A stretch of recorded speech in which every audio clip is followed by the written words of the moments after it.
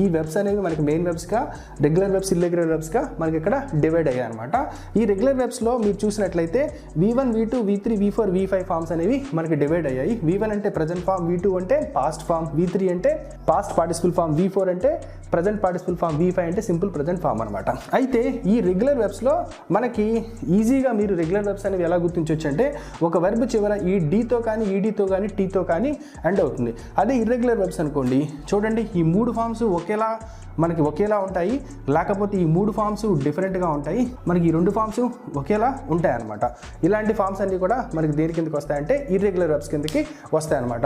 ఇప్పుడు ఎగ్జాంపుల్ చూడండి, రెగ్యులర్ వెబ్స్కి follow, followed, followed, following, follows.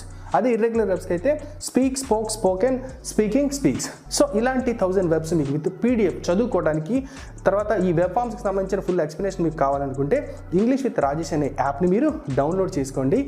మీకు